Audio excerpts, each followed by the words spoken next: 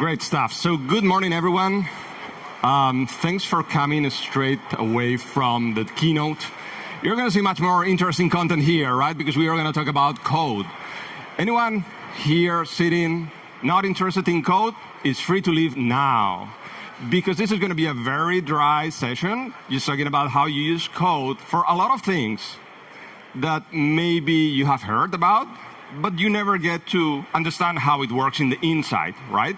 So for this session, I called it Coding with AI to make sure that everyone knows that this is not going to be marketing stuff. This is not going to be PowerPoint with boxes that are joined with lines. No, we're going to talk about code, just code. And we are going to talk about three terms that we hear so often on AI: inference, fine-tuning, and full training. And we think that those things happen by magic. Let's see today how they actually work in the real world.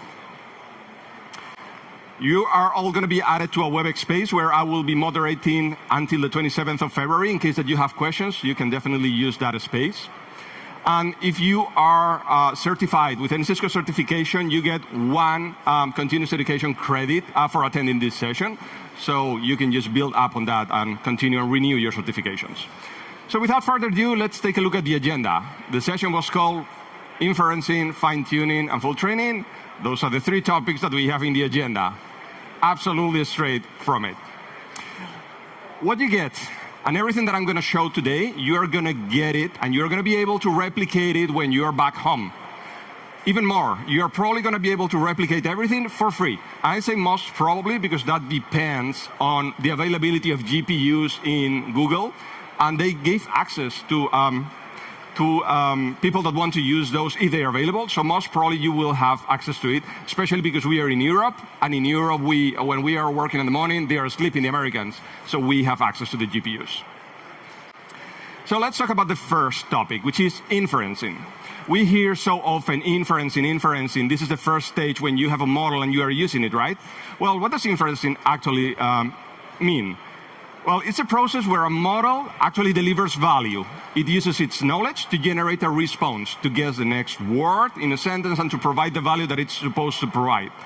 Translate text, solve a problem, whatever, based on the input that you provide. That is inferencing, using the model. It's nothing else. But how does it actually work? Well, the first thing that I want to show here is that we need a couple of building blocks to understand what I'm going to show today. The first one is what is Hugging Face. Hugging Face is one of the repositories, like GitHub repo, if you are into code, where we stored our code for the projects that we had on automation, for example. Well, now there's something similar called Hugging Face. And Hugging Face is a location where we have a lot of models that we can consume, and also data sets that we can use to train those models. So Hugging Face is your new GitHub. You go there, you download the model that you want to use. You might also push your own models for the goals that you have. And they have models, transformers, diffusers. We are going to talk about LLMs today, but it works exactly in the same way. So it supports collaboration because they have Hugging Face Hug. You know, it's kind of very similar to the idea that we have about GitHub. The second building block that I want to touch on is the fact that LLMs do not understand text. You might say, well, they generate text. That's the only thing that they do, right? Well, yes, but in the inside, the way that they work, they don't understand text. They just understand numbers. So you need to work with numbers. Whenever you are inputting something, you input numbers. You don't input text. The text needs to be translated into numbers. So these numbers are represented in the form of tensors. And tensors are matrices, and I will touch a little bit on that, matrices of numbers. So those matrices of numbers can be used in two different ways, and especially the operations that you do with those. You have an approach developed by Facebook, which is PyTorch. And you have an approach from Google called TensorFlow. And you are free to use whatever you want. Me, coming from programmability, coming from automation, from developing using a low barrier of entry programming language like Python, I want something that starts with Pi. PyTorch sounds great to me. I mean, it's going to be very Pythonic. If you know Python, it's going to be much easier to consume this rather than TensorFlow. So today, we're going to use PyTorch, but just so that you know that there are two different approaches. This is much easier to get started with, and for prototyping, this is great. And then you have a little bit more complex, but also more comprehensive from TensorFlow. Great. Let's now go into what we are going to see in all the code today. we are just going to see two steps for inferencing. The first one, it's how you transform the text into numbers. That's what we call tokenization. And tokenization takes some input text, change it into token IDs, which are numbers, like a dictionary that says this word translates into this number and this other word into this other number. And then the tokenizer adds some special tokens to the limit where the sentence starts and where the sentence ends, and then ensure that the input length is the same. Why? Because when you work with tensors and you multiply matrices, they need to be the same size. You cannot multiply a small matrix by a bigger matrix. So you need to make sure that there is some padding there to make sure that all the matrices have the same size. And the second step is going to be the actual inference. Now that I have numbers, I'm going to put the tokens in the model. I'm going to input them in the model. And the model is going to return, magically is going to return some logits. And the logits are unnormalized raw scores for what you're asking the model to do. So those unnormalized raw scores need to be processed with some kind of function like softmax to deliver an answer that we can understand as human beings. That is inferencing. Yeah, everyone with me? Let's see it working. I have tried to put the fonts very big, but you let me know if you can read something. Can you guys read in the back? Yeah? Great. Okay, so what I'm showing here is how it looks in a Jupyter notebook. And again, as I said at the beginning, everything that I'm going to describe here, you're going to get access to it. I'm going to give you the GitHub where I'm storing everything. So you will gain access and be able to replicate. So in the transformer model, you have a first, like with any other Jupyter notebook, and basically as with any other piece of code, you need to install the required packages. So I'm a brave soul. I'm going to rely on our Wi-Fi here with 21,000 people, and I'm going to run some live demos. So I'm going to first install the required packages. Here, I'm installing datasets, evaluate, transformers, and torch. Torch for PyTorch, datasets to download datasets, transformers to instantiate some model. So I execute it here. This is my computer, because inferencing can be done in my own computer. And then I'm going to import the required libraries. PyTorch from transformers, TQDM. I'm going to use a number of libraries. Torch, I'm going to use softmax, the one that regularizes everything into something understandable. So you get all of that. Then I'm going to instantiate the model that I'm going to use. Here I'm going to use a model called BERT. BERT is a very classic model that we have been using for years. And this BERT is a model for sentiment analysis. Sentiment analysis means that I'm going to pass it a sentence, and he's going to tell me if the sentence is positive or negative. If the sentence means something good or something bad. So that's what DistillBERT, the base and case one, does, and only for English. So I instantiate that, and the way that I do that is by defining a checkpoint, which is basically the name of the model that I want to use. And then I go and say, hey, the tokenizer that I want to use that checkpoint. Give me the tokenizer from that model. Why? Because the tokenizer is the one that translates in between a specific word and a specific number in the dictionary. So I instantiate that with auto-tokenizer from that checkpoint. And finally, I go into the model instantiation, where I use exactly that same checkpoint. As you can see here, it's very quick. And then I go into what happens now that I have set up everything. What am I going to do here? I have tried to reflect it here in the Jupyter notebook so that you can see it as well. What I'm going to do is I'm going to go through three phases. I'm going to go to the tokenizer. That was step number 1 in my slides. And this is step number 2, the model and post-processing. Here, I put some raw text. This course is amazing, for example. That text goes into the tokenizer. As I said, it's going to translate each one of these words into one number. The numbers you can see here. There are here 2 more numbers, 101, 102. Those are the delimiters. It starts here, 101, it ends here, 102. And in the middle, we have 1, 2, 3, 4, 5. 1, 2, 3, 4, 4 words. What happened? Well, what happened is that when you have long words, it splits some of them in specific subwords. The tokens do not have to be words. They can be pieces of words. We take that raw text, we put it in the tokenizer, it gives me the numbers, and then I put these numbers in the model. The model does its magic, and then what I get out of that is logits, the unnormalized raw scores about what I'm asking it to do. Sentiment analysis, tell me if it's good or bad. I get these values. Meaningless to a human being. I don't know what this means. translate those into something that is meaningful for me. I put it into post-processing, and then I get predictions. And it tells me, oh, 99.89%, it's a positive message. This course is amazing. And very low probability that it's negative. Yeah? That's what we are going to do here. So let's go into each one of these steps. We go into the tokenization part. Here you can see what I was saying. Tokenizers, the transformer model only accepts tensors, so text needs to be pre-processed. So split the words, map each token to a number, and then include additional inputs. What you can see here, and I'm going to run it for you, is I'm giving a couple of sequences, a couple of sentences. The first one is, there's a plethora of content to learn at Cisco Live. The second sentence is, I'm bored, when can I leave, right? And I want the system to tell me if it's positive or negative for each one of those. So I'm going to use the tokenizer function. I'm going to pass it the sequences. I'm going to say, hey, do the padding, because I need them to be the same size. Truncate whatever it requires if it's too big. And then use PT as the tensor format, which is PyTorch. Remember, the one that we mentioned from Facebook. So I put the result of that into tokens. And now I have tokens. Let's print those so that you can see what's in there. What is the output of the tokenizer? This is what you have. Oh, it's too tall for me, too high. So you get these tensors. You have two tensors. One that starts here, ends here, and another tensor that starts here and ends here, right? Two tensors, this one and this one. This is for the first sentence. See, it starts with 101, it finishes with 102, the delimiters. And then the thing that you have in the middle is the translation for the sentence. There's a plethora of content to learn at Cisco Live. The second one is exactly the same, 101 and 102 here. And then it's the words in the middle. If you see how it's translated, you will see that their apostrophe S, their apostrophe S. These are the translation for each one of the words or characters. In the second sentence, I'm bored, I apostrophe am. So 105, 105, it's the apostrophe. You can see, you know how it's mapped.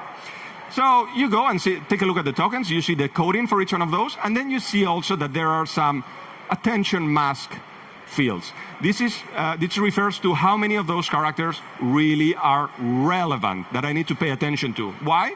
Because if you remember, the second sentence was shorter, so there's padding. These zeros here is because this sentence is shorter, so there are less numbers. So you need to do the padding here, and that's what the attention mask is telling you, to focus on specific ones. Okay, so we have seen the tokenizing. I have run it, right? Yeah. So now we go into the second phase. When you send those tokens into the model, what happens? Well, what happens is that you send those are vectors, and you send those vectors into the transformer model, and it goes and translates them into embeddings. Tokens and embeddings are not the same. Embeddings have meaning. And I know it's difficult to understand that a model might have meaning embedded into one word, but that's exactly what an LLM does. It puts initial meaning into something, into a word that you have. And then as it goes through the attention mechanism here, it's going to take a look at what is the position in the sentence and how it relates to the other words to make sure that the meaning is refined. And the refinement, it's done geometrically, whether you believe it or not. It's like there's an arrow here, there's an arrow here. If they are close, the meaning is similar. It is like that. It's mind-blowing. And it's also in 768 dimensions instead of just 3, or maybe 3,000 dimensions, so it's much harder to comprehend, but it's that kind of approach. Once that you have the result from the attention mechanism, you go with all of that information in the form of tensors into the head, and the head is the one that classifies it into the logits, the raw and normalized scores. One comment here, if the system wants. I talk about vectors and tensors. I just want you to have it very clear in your mind. You have scalar numbers, like integers. Then when you sort them out in a list like this is a vector. It's a one-dimensional tensor, one dimension. A matrix, it's a two-dimensional tensor. And when you go over three or more dimensions, those are tensors. Those are the ones that we are using here. N-dimensional approaches requires this kind of approach, the tensor approach. Okay, so let's continue here, and let me show you how it works for this. How do I put all the tokens through the model and then get outputs? I get the results. Let's see what these results mean. I'm going to run it for you, and I'm going to show you what is the outcome.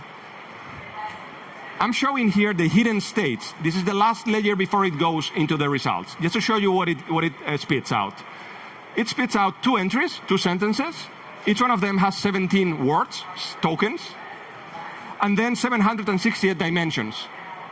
So what you see here are those numbers. These are the 17 words, and for each one of them, 768 dimensions. These are the numbers that you get there. This is the numbers that the model works with.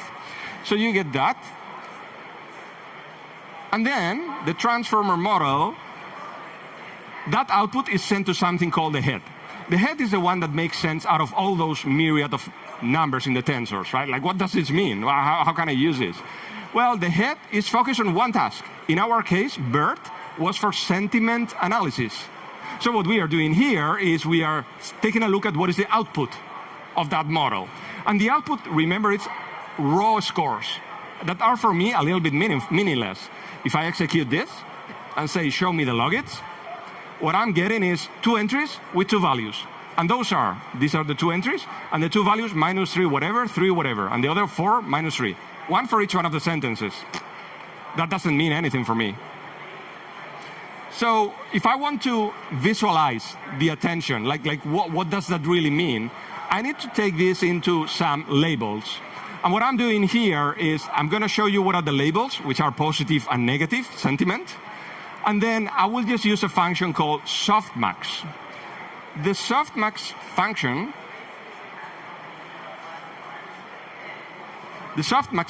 is a mathematical function that ensures that whatever output is a probability. So they both, probability for positive and negative, they sum up to what number? 1, 100%. So ensures that all values are in between 0 and 1 and that the sum is 1. And it's commonly used as the final layer of classification models, softmax. It just gives you a number that you can use to identify if it's positive or negative. Great.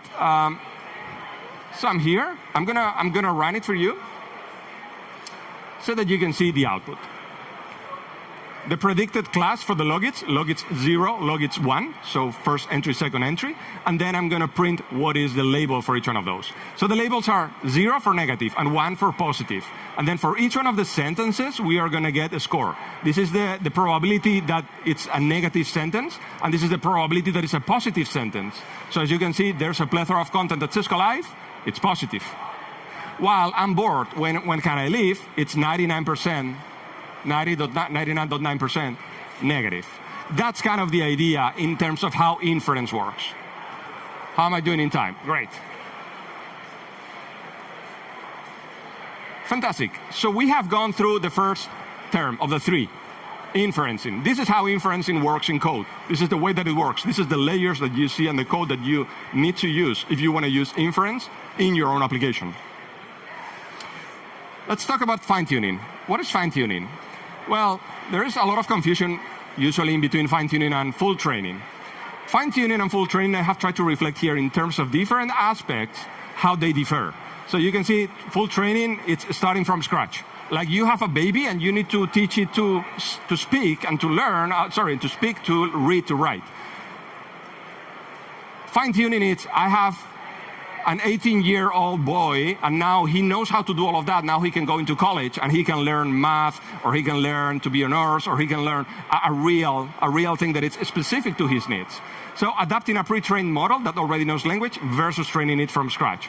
Obviously, this needs billions of tokens, like raising a kid needs 18 years, while the other one can be done, much easier. You need a much smaller specific data set. The cost and time high, well, exactly the same, right? While here, the cost is much lower. You can create a general purpose language model with full training, while here you're specializing for a specific task that it's important to your business goal. And some examples of those models. So, what are we doing in this exercise? What we are doing is we're going to take a pre-trained model, BERT. He already knows how to speak English. That is great. But what I'm going to do is, what are you pre-trained on? Well, this one is pre-trained on predicting masked words. So I give it a sentence, and there is a space for one word, and he can guess what word that is. And he can also do next sequence prediction. You give it a couple of sentences, and it gives you the next one. That's what the model is trained for. You know what I'm going to do? I'm going to say, forget about it. I don't want to use that model for that. I'm going to use it for something different.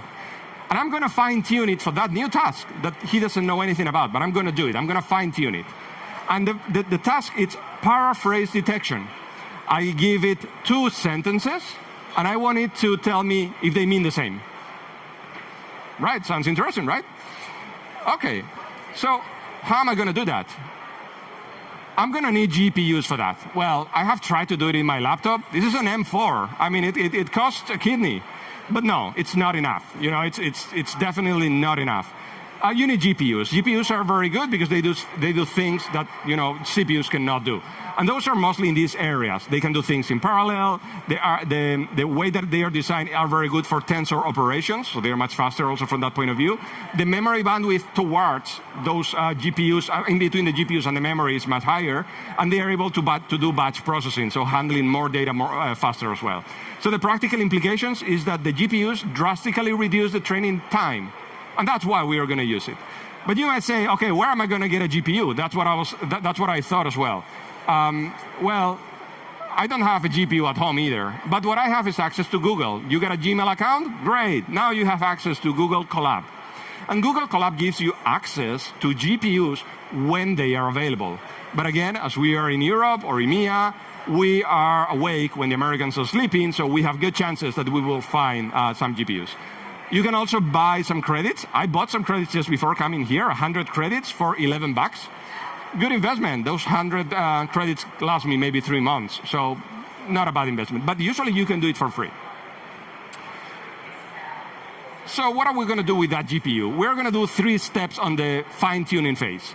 The first one is we are going to load a data set. That data set is the one that has the data to actually fine-tune the model. We need data, right? Without data, how am I going to tell the model what I want it to do? So we got data. In this case, the data that we will use is pairs of sentences and a label that says they are similar, they mean the same or not.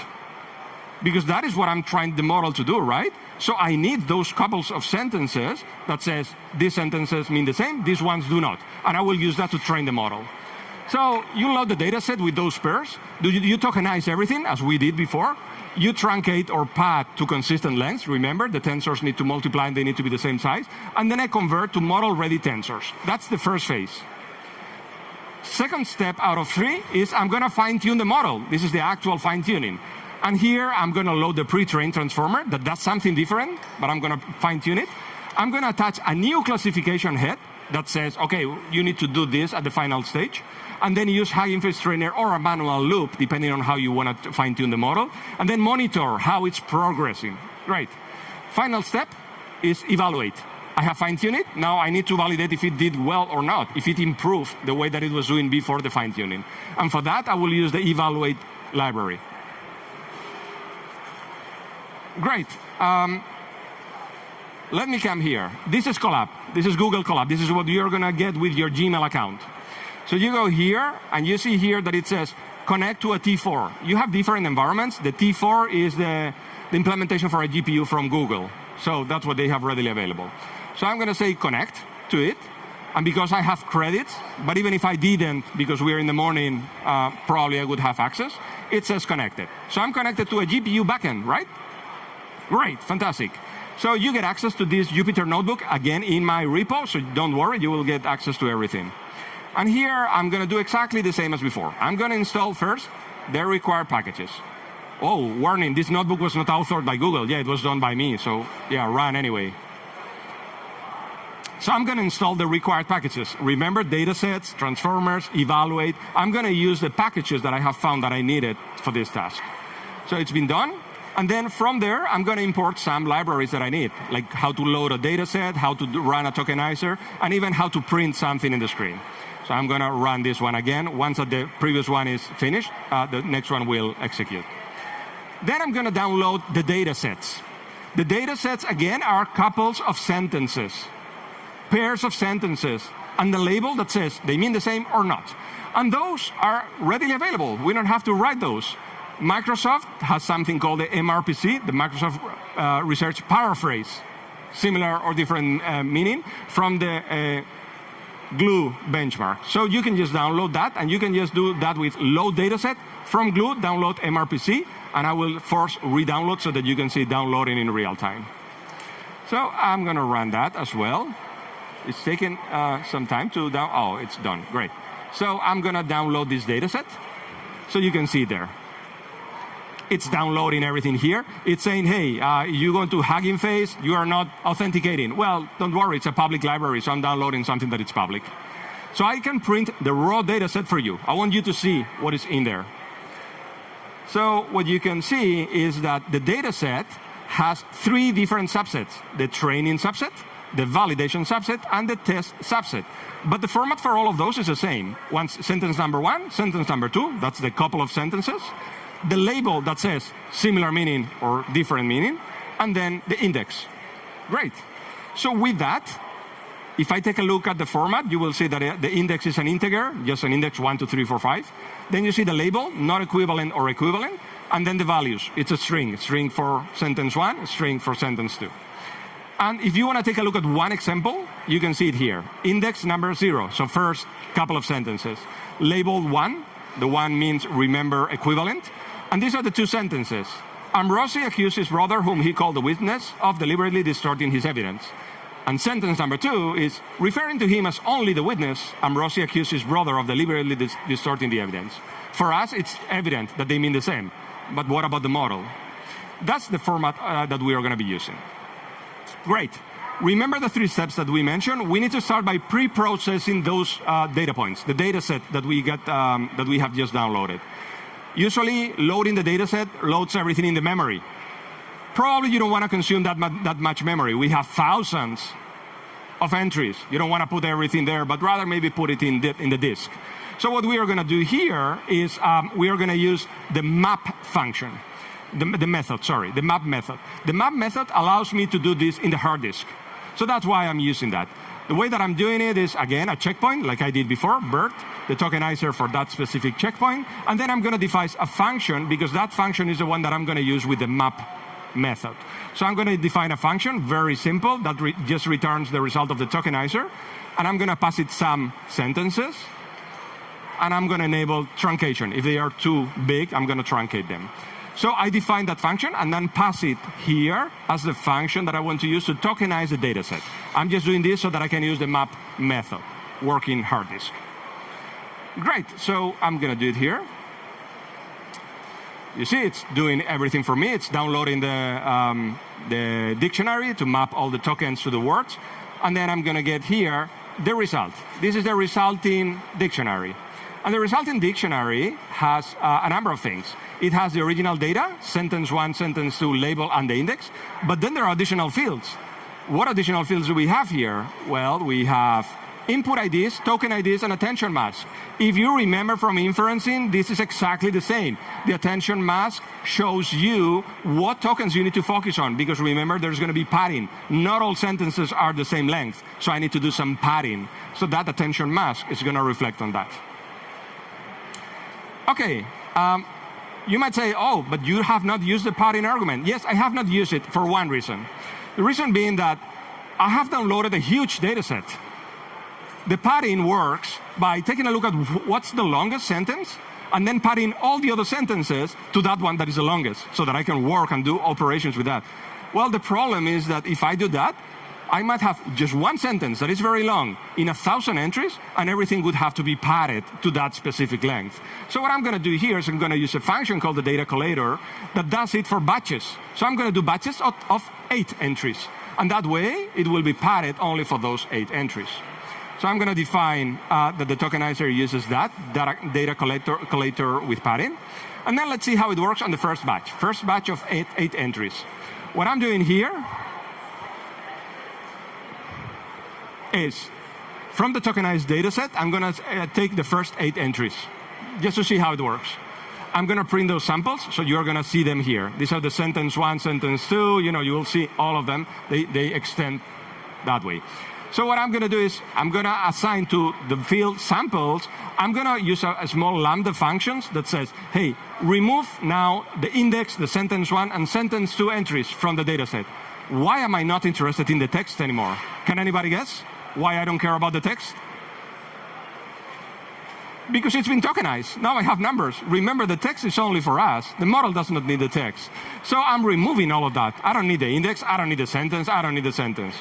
All of that is gone. And then I'm going to put that. And here you see that the results is the input IDs, the token IDs, attention mask, and the labels. That's the data that I really need. And for that, I will put all of those samples in the data collator so that they are batched. And you will see that the resulting shape, what I get out of this, is exactly that. 8 entries with 67 token IDs. The 67 token IDs comes from the fact that the 8 sentences have these lengths. What is the highest of this? 67. Because this is 67, I need to pad all the other ones so that they are 67, and that's why I have 8 entries with 67 tokens each. Yep? Following me? Yeah? Okay, now that the data set is ready, we're going to start the fine-tuning process. Fine-tuning means that I need to first configure some parameters. But in this case, it's just one parameter. That is a directory where I'm going to store everything. So I import from this library, from this package, this library. That is the one for training arguments. And the only thing that I give it is a test trainer directory. This is where I'm going to be using it. I don't want to do any login because that would require to have a platform that takes all those logs in. So I don't want that. That's a 1DB, but I don't want 1DB. I don't want to deploy it. I don't need the login. So now we load the model. From transformers, import auto model, and then auto model with that checkpoint and the number of labels outgoing. It's paraphrasing, so it's two labels. And then I instantiate it as model. That's where I have my model instantiated. I'm going to run it. I have run the other thing, right? Yeah. Okay.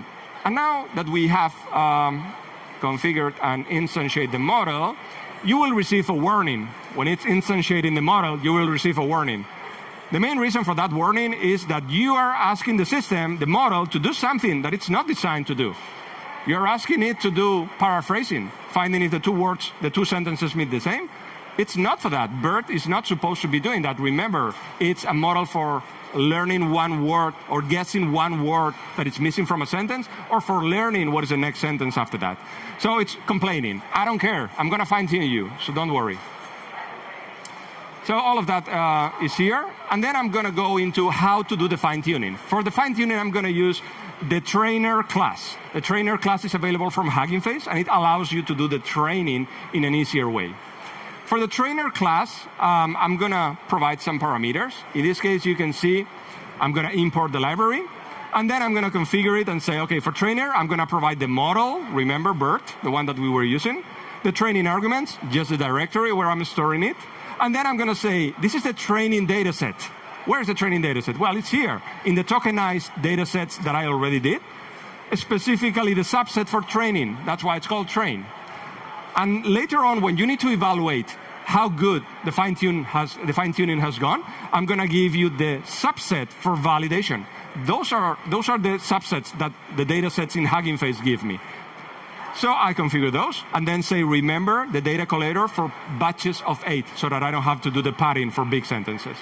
I'm going to run that configuration. Great, it's accepting it. And before running the fine-tuning, I'm going to do one more thing. That it's evaluating how good the model is before fine-tuning on paraphrasing. I can evaluate it. I have a library called evaluate. So I'm going to say trainer evaluate and put the metrics before fine-tuning. So if I do that, you will see these metrics. This is what the evaluate library gives me. The loss is 0.67.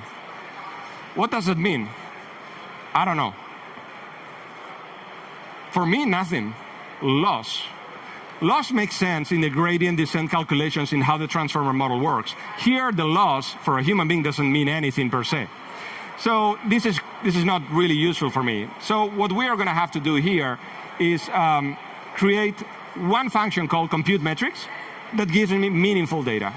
And this is something for your own knowledge so that you can see, what is the real values that we get. So I'm going to import the evaluate function, and I'm going to load again glue MRPC, the data set with all the sentences and the label. So I'm going to download that, and I'm going to create some predictions. The trainer model can predict. So I'm going to say, hey, trainer, predict on the validation subset, and store it in predictions, and show me some information about those predictions. Let me show you what it spit out. It gives me 408 results, because the validation subset has 408 couples of sentences, and it gives me 2 labels for each one of those. Mean the same or doesn't mean the same? Yep. Okay, so now that we have those 408 entries, I can show you some of the predictions, how they look. The 2 that you see here, it's these 2 entries. I have raw data, logits. Those doesn't mean anything for me. I don't understand how you go from here to here. This is the label ID for, they mean the same. 0 or 1. 0 doesn't mean the same, 1, they mean the same. But these are the logits. This is the real values that the model spits out. Okay. So, as long as those predictions doesn't mean anything to me, I'm going to use NumPy, which is one of the libraries that allow me to use functions like softmax or argmax, argument max. Argument max, it's going to take a look at what are the different values that we see in the last column, in the resulting phase, and I'm going to see what are the predictions based on those numbers. I'm going to take a look at the 2 values that you saw up there and tell me what is the maximum one, because the maximum one is going to be the one that is the final result, if it's a 0 or a 1. And it tells me for all the sentences, it's 1. They mean the same for him. Why? Because it has not been fine-tuned. He's very bad at paraphrasing. He thinks that all the sentences mean the same.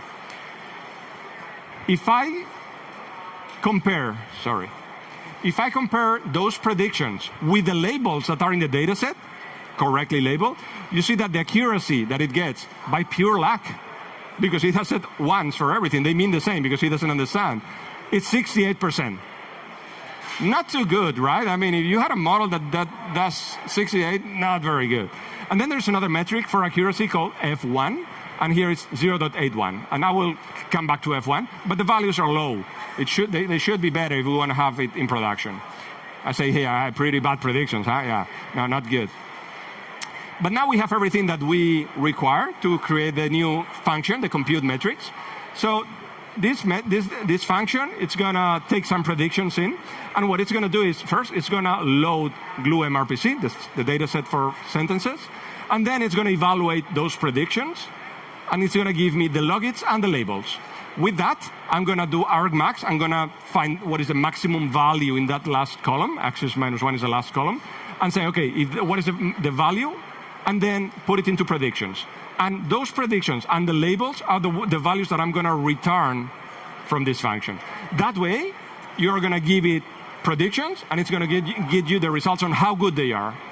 So I define the function here. And with that, I can instantiate now the trainer model, exactly in the same way that I did before. So I configure it. And now I can check again the model accuracy before fine-tuning. Okay, I'm still in the same phase, before fine-tuning. So I go here and do the same. Metrics before fine-tuning. And you will get some numbers here that I have configured for you, accuracy and F1. While I explain accuracy and F1, I'm going to do the final step, because the final step is the fine-tuning. And even though it's a GPU, it's going to take 5 minutes at least, or 3 minutes. So I'm going to do the next step, because it's going to take time. And in the meanwhile, while it's completing, you see, it's going to take some time until it completes. I'm going to explain the metrics for accuracy. The evaluation metric that we see is loss, 67. Doesn't mean anything for me. Accuracy means something. It means how accurate it is, 68. And then F1, 0.81. Okay, what do these metrics really mean? Accuracy, this one, is how often was the model right about the paraphrases?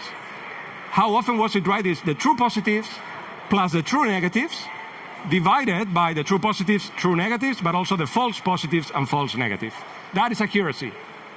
How often was I right compared to the total number of guesses? F1 means something different. It means how well did the model detect paraphrases without missing or falsely labeling them, so without being mistaken. F1, the way that we calculate that value, is a combination of 2 parameters, precision and recall.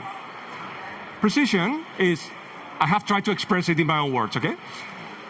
Of all the detected paraphrases, the precision means how many were right. Of all the ones that I have detected, how many were right?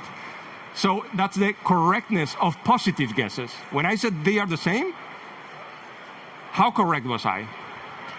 And the formula is true positives divided by true positives plus false positives.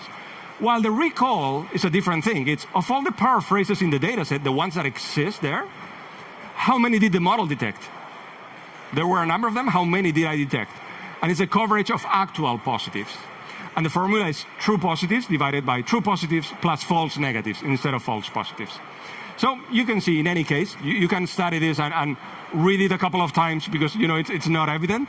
But the metrics are this: accuracy low, F1 low. Let's see how the tuning has done. Oh, it's still going. And now I need to kill some time. Well, I'm going to go to the next step. Let me show you what it's doing here. Right now, you provided a data set from Glue where you have the data set with all the sentences, the couple of sentences. What it's doing, it's going through the same data set several times. Not once, several times. Why? Because it can still learn. It's like us learning. You read it once, you want to read it again, you want to read it again. The third time, you understand even more things. So here, those are the number of epochs. And we have configured it for 3 epochs. I want to go through the data set 3 times because I need you to learn. So those 3 times, it's in the 2.18. It's still going, and it will complete when it goes through the 3 phases. And that's when it will go here.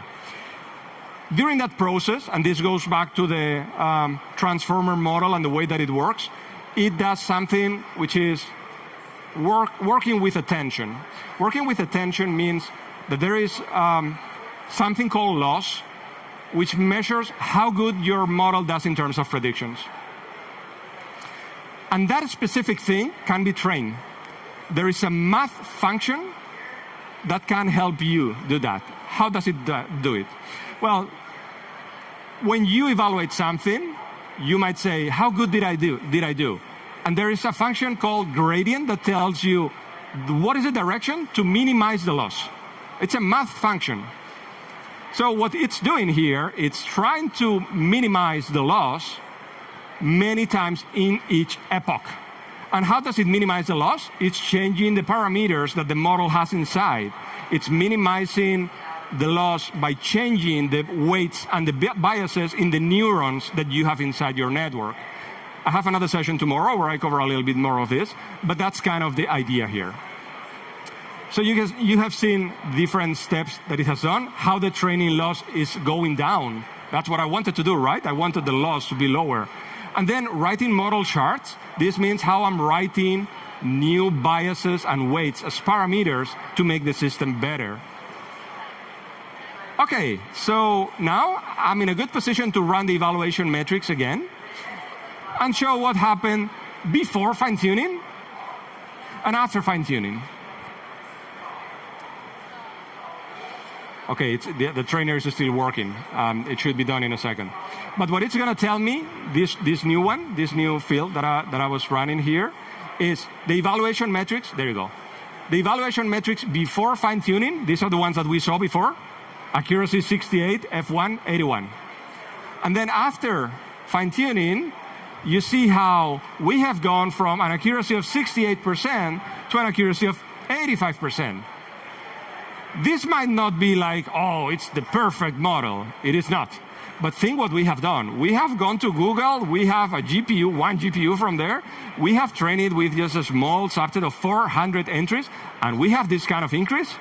Man, if you think about it and have a bigger data set and a bigger infrastructure and have a Cisco data center, then you could just get these numbers to be much better. Same thing with F1. We have gone from 81 to 89. Yeah, you see, this is kind of the exercise that we have run the fine-tuning. Great. Final section. 3 minutes. Full training. Okay, imagine that you want to train from scratch. It doesn't mean that you're going to get better results. You're just going to have to invest more, and you're going to have more flexibility in terms of the task that you want to train for. I'm going to go through what we are doing, which is basically the same thing. taking a pre-trained model and then retraining it from scratch for a new task. And the key thing here is from scratch. And it's the same task, but I'm going to train it from scratch. It's going to be the same. The 3 steps that we are going to do, very familiar to you by now. Download MRPC, tokenize the data set, transform the data set fields, what is required for training. Then loading the pre-training model exactly in the same way, and we are going to check the initial performance. And finally, we're going to train the model with the required parameters so that you can get better accuracy and F1 score. I'm going to go even a little bit faster because we have seen a lot of these things. I'm going to tokenize everything. The only thing that I'm going to do different here is I'm going to remove the text. I'm going to change label to labels because that's the way that the trainer model requires it. I'm going to use the PyTorch tensors, and I'm going to use the train. Inside the train, I'm going to show you inside the train data set what are the columns that exist. So I execute this. These are the labels. Sorry, these are the columns that you get. We load everything with the data loader model method. We are going to load everything into train data loader and evaluation data loader. We are going to check that the padding is maxed for each batch. So you see for each 8 entries, it's maximized to 69 tokens. Then I'm going to go and instantiate the model, right? It's going to complain again because the model is not supposed to be doing what we are asking it to do. And then we take a look at what is the outcome of that model. The outcome in terms of loss says 95. Again, it doesn't mean anything for me. I don't know if that loss is good or not. I have an intuition that if the transformer model wants to minimize the loss, probably high number means something bad, right? So loss seems to be pretty high, so we need to train it. In order to train it, we need to use something called an optimizer. An optimizer is the way that we are going to go through the different epochs and how we are going to change the biases and weights in the parameters.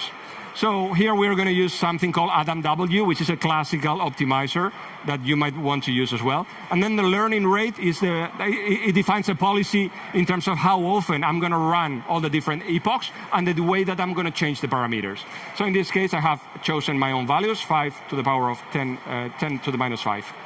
So we execute that, and then from transformers, import a scheduler, because we are going to have to use this configuration in terms of the number of steps. The number of steps is going to be the number of epochs. Remember, 3 times that I'm going to go through the data set. And then for each one of them, what are the steps that I need to do in the data loader? How many paraphrases, a couple of sentences we have in there. So I do that. And it gives me 1377 steps that it's going to have to do. I'm going to import Torch because I need to make sure that I'm going to use a GPU. The way that I do that is I say, the device that you're going to use, hey, if there is a GPU, use a GPU, CUDA. And if there's no GPU, then you go and use a CPU. In our case, as long as I'm using Google Colab, I have a GPU available, so it's CUDA. That's the way that we train. We need to put it into a field called device type. So, great. Now I can just configure it, and I can just run it. TQDM is just a progress bar, so that you can see a bar growing. And that's the instantiation that you see here for the number of training steps. That's why you see a bar here. Yeah? So it's going to be doing a number of things. This is the training loop. This is the way that you train a model. In any place in the world that you have seen it, this is the way that an LLM is trained. What we do first is we change the way that the model works to training. Training means that I can change the parameters. I'm out of time, right? Okay, just a second. I change it to training so that I can change the parameters. For each one of the epochs, the 3 data sets in the range number of epochs, so for each one of those 3, I'm going to go and say, hey, for each batch of 8 in the data loader section, I'm going to take that load and I'm going to move the key values to the GPU because I want to use the GPU. Remember the CUDA GPU. Then I'm going to do the forward pass. I'm going to evaluate how good it's doing. That's the output from the model. I put the batch in and see how good it's doing. That's the forward pass. With that, I go and evaluate the loss. How good is it doing? Oh, it's not doing very good in the first pass. It's doing really bad. So I take that loss and do the magic. Loss backwards. There is a forward pass, but there is a backwards pass called backpropagation. and I'm pretty sure that you have heard this term before. This is it. This is the line of code that does that magic. Back propagation, or this backward, what it's doing is it's going back up the model and changing all the parameters so that they do better. It calculates the gradient descent, tries to minimize the loss, and change the parameters like that. This is where the magic resides. So the gradients are changed. Then we go and update the model parameters. Now that they have been calculated, I update those. I follow to the next step, reset the gradients so that I can just start again, and then update the progress bar. That is what's going to train the model, and it's going to take, again, like 3 minutes. And then after that, we are going to do the same thing and evaluate how good it's doing. What time is it? 12:49. Okay. Trust me that it's going to finish in 10 seconds. And then we can just evaluate. So this is the training process. Going well. You have seen how we have evaluated all the different capabilities before we train it, and now we are going to evaluate after training, and you are going to see exactly what is the improvement that you will see. It's not big time compared to fine-tuning. It's just that we are doing things in a different way from scratch, a much bigger effort. So you see, this is a 95. It's finishing 1300 out of 1377, so finishing, and you will be able to see how it evaluates. Great, it's at 100%. I can evaluate now, and you're going to see, there you go. Accuracy, 83% from 68, remember? Before it was trained, 83. And F1, 88. As you can see, it's not big compared to fine-tuning. It just means that we have done things from scratch, much of a bigger effort. Fantastic. So this is where you get everything. You're going to get the slides, but in my GitHub, inside a myriad of other repos, you will find one called Notebooks exactly for this approach. And you're going to be able to replicate it back home. In the WebEx space, if you need help, I'm going to be there moderating until the 27th. Please complete your session surveys. We are evaluated on this. Thank you.